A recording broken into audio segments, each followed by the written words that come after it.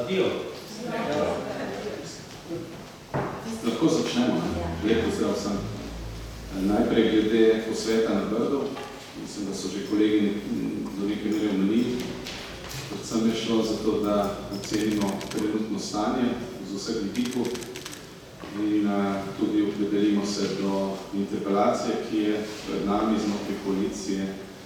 Na koncu je bilo pač soglasna podpora do koaliciji ministru Počivalšku dogovorjena.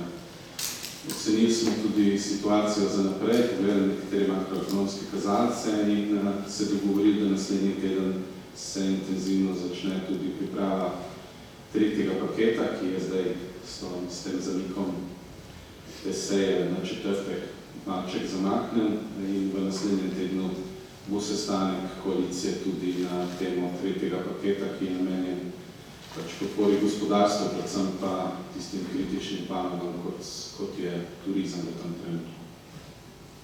To je to. Jaz bi sem vprašala, ali je že za pričakovati, oziroma že veste, kdaj bo balans proračuna in oziroma kje se bo varčevalo, da je tudi to ena od tem, ki ste se mogoče danes zaprosili?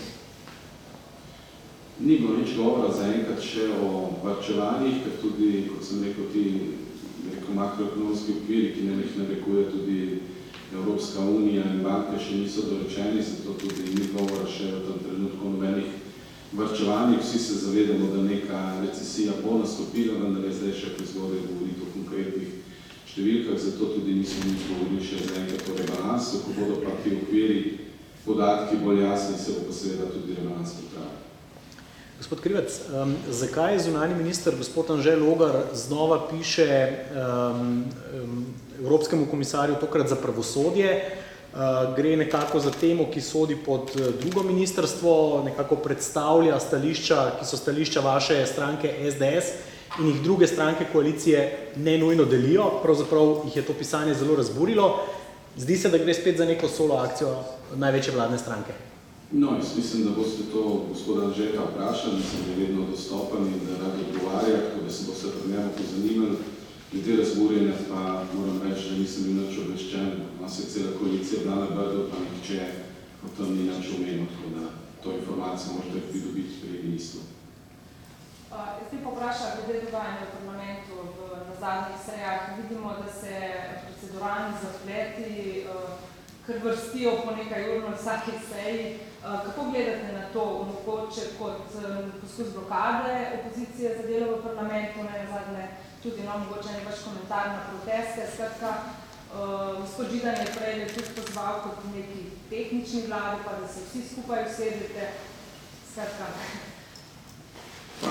Zanimivo razmišljanje tistih, ki so se pač umaknili iz funkcije, ki so jo upravljali, zdaj to ne moramo vrniti, ni mi verjetno zelo žal. Je pa res, da smo edina država, kjer nekdo poskuša zavirati reševanje neke resne situacije in kot sami veste, tudi mogoče med vami nekdo ali pa kdo tudi govori o tem, da je koronavirus neka izmišljotina in tako naprej. In dokler bomo na tak način komunicirali, bomo imeli velike težave in v tej smeri so seveda tudi vsa njihova nagajanja v smislu proceduralnih, kar je sicer poslovniško vedno dopustno, vendar s tem ponavljanjem po mojem so že malo preko mere in upam, da jih bo srečala zdrava pamet, kajti če se vsi državljani in vsi, ki se ukvarjamo s tem, držimo nekih pravil, bi človek pričakoval tudi od resnih politikov, da to spoštujejo in da pomagajo zadeve rešiti, ne pa da na vsakem koraku poskušajo stvari oteževati in minirati. Kot sem rekel, tudi ta seja, ki se bo šele v četrtek nadaljevala, pomeni, da se mora vlada s tem ukvarjati še 3 dni, lahko bi se že bolj resno ukvarjala s tretjim paketom in take stvari, po mojem mnenju, niso koristne ne za nas, ne za opozicijo, še najmanj pa za ljudi. Če lahko, dva sta dva konkretna predloga. En predlog gospoda Židana je bil, da bi se usedeli glede gospodarskih ukrepov zaradi slabše gospodarske situacije. Drugi pa to, da bi se zmenili glede tega preiskovalne komisije, da ne da opozicija vodili. Kar se tiče gospodarske situacije, so vključeni praktično iz vseh polov v te delovne skupine, ki pri vladi pripravljajo ukrepe, ki bodo pomagali gospodarstvu. Tako za prejšnja 2 paketa, kot za 3. paket so vključene, bi rekel, skupine ali pa ljudje iz vseh političnih opcij. Tako da tle verjetno neka širina na začetku ni koristna, če želimo biti učinkoviti in pomagati gospodarstvu. Ne nazadnje, tudi vsi podatki, ki prihajajo, predvsem iz tujine, govorijo o tem, da smo bili v evropskem prostoru, če ne celo širše, eni izmed najbolj uspešnih v tej, bi rekel, borbi s to krizo z koronavirusom, ne samo na področju zajezitve, omejitve in s tem čim manj, bi rekel, žrtev na tem področju, ampak tudi glede ukrepov, ki jih je država namenila za to, da se iz te krize čim hitreje vrnemo nazaj v neko zmerno gospodarsko rast. Tako da na tem področju so vključeni večinoma strokovnjaki, gre za politične ljudi, kar ste tudi sami videli iz teh imen, ki nastopajo.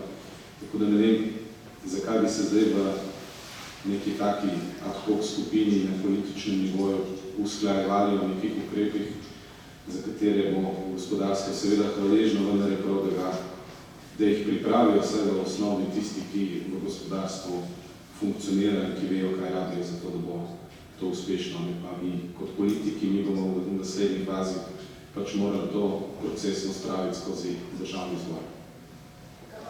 Pa preiskovalna komisija, če sem vas prav razumela... Kar se tiče pa preiskovalne komisije, je pa to pač v domeni poslancev vseh 90-ih. Jaz sem že takrat, ko smo mi predstavili to preiskovalno komisijo, pač povedal, da to ni nič neobičajnega in da se v tej preiskovalni skupini vedno lahko udeležujejo vse poslanske skupine in taka je bila praksa tudi do zdaj, ne vidimo tam nobene težave. Podobni primeri, da sta bile 2 vloženi za isto temo sodnih preteklosti in vedno se je dogovorilo, da se mogoče nekatere stvari še dopolnijo z nekimi preiskovalnimi ukrepi. V vsakem primeru so pa ti ukrepi odvisni od ljudi, ki v tej komisiji sodelujejo in njihovih sklepov na teh sejah.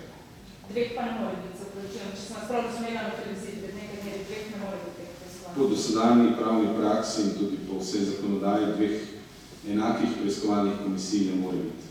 Samo še to, gospod Pilec, kako največji vladni stvar, ki ocenjujete, komentirate pravzaprav lahko pozornost javnosti tudi medijev, najprej usmerjeno recimo predvsem močno v SMC, zdaj na vrsti Desus, kako to vrenje pravzaprav komentirate? To, kar sem že prej pač povedal, da nekaterim je zelo žal, da so pač odstopili iz neke funkcije, ker bi lahko veliko naredili za dobrobit Slovenije in glede na to, da v tem trenutku nimajo možnosti vplivanja, poskušajo na vsak način nagajati in vedno se pač išče najšibkejši člen, kajti koalicija je vedno sestavljena iz različnih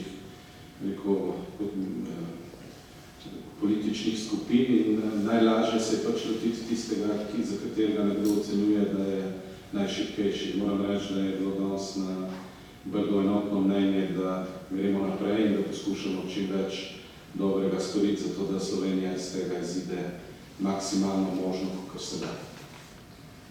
Lahko hoče še pokomentirate